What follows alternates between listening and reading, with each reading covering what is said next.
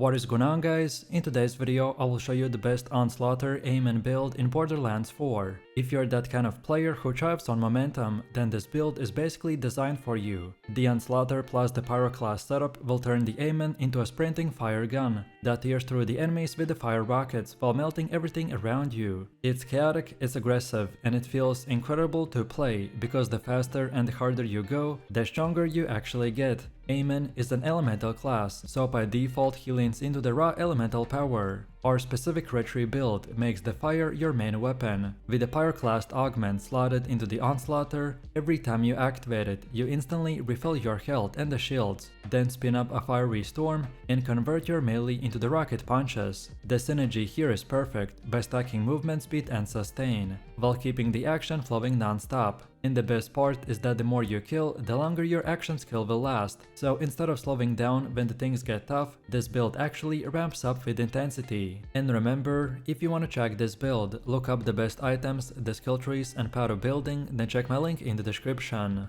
Also, if you're interested in buying other PC or console games with 50 or 70% discount, then check out Instant Gaming. For example, I want to buy Elden Ring, so we just click on Add to Cart, then click Pay, then input our details and pay. After payment is complete, we will receive activation key, then copy and paste the key in, and it's that simple. So what are you waiting for? Click my link in the description and check out Instant Gaming for yourself.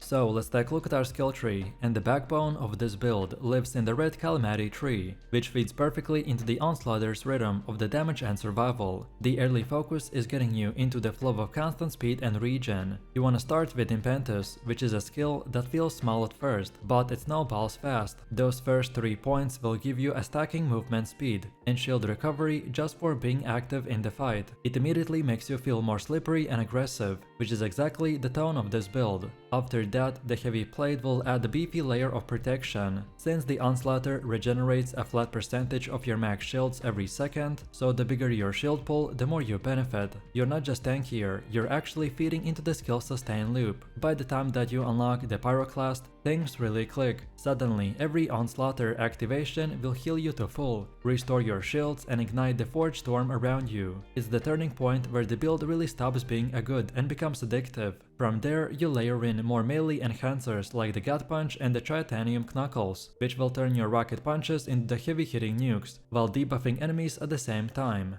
And survivability never gets neglected, so the forged in steel makes your slam a panic button for that total damage immunity, and the best defense keeps overshields flowing every time you land a hit. Together, they will make you particularly unkillable when you're in the motion. Then for the mid game, Into the Fray will add a serious punch to the close quarter fights by multiplying all of your melee and the fire damage just for being up close. It pairs beautifully with a rearm, which reloads your guns every time you land a melee attack. That synergy means you're never stuck reloading. You're alternating between the rocket punches and the gunfire in one continuous gameplay. Then, when you reach the Molten Royal, your slams will start dropping giant fire AoVs, and Mortal Flare will add those chain explosions whenever you finish off an weakened enemy. At that point, our fights will turn into the non-stop fireworks. This whole tree works great together, because the longer the fight lasts, the more dangerous you become.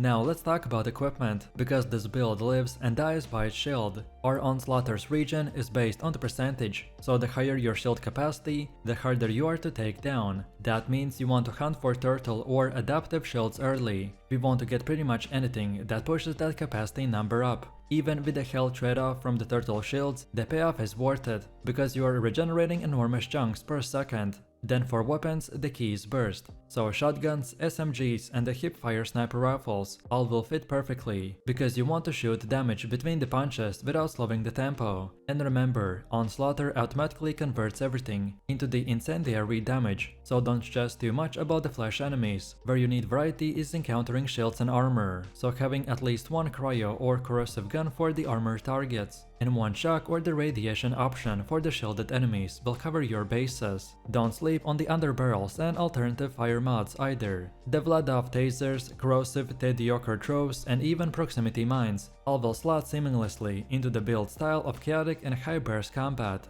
And finally, we got enhancements and rep kits. For our rep kit, we wanna pick a defensive one, which reduces 50% of the incoming damage for several seconds, and make sure you're nearly unkillable during the tough fights. Meanwhile, weapon-specific enhancements like the Jacob's Ricochet or Teddy Yoker throw damage can boost your guns to the next level.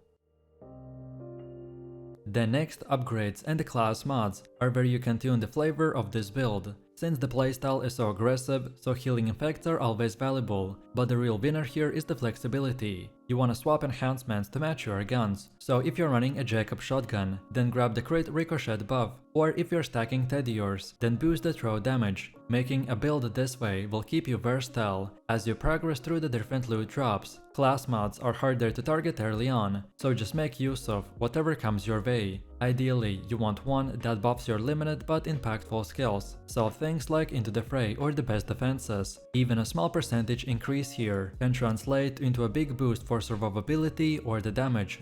Then also, if you're looking for a reliable early game farming spot, then Sydney Pony Legs into the Hungering Plain is the perfect for this build. The waves of the Rippers will give you a ton of momentum, and the boss melts quickly to your burst damage. The encounters will drop a solid loot, and once you've captured the drill site, you can reset it endlessly with the Moxies and Core Machine. Around level 15, you can start farming enhancements, and by 20 you can grab some class mods to turn things around. Beyond that, you just want to do the usual XP and the loot grinds, so stick to the contracts, the side quests and the farmable bosses whenever you feel underleveled. Since the build scales so well with the gear, you always feel a power spike whenever you get a bigger shield or a gun.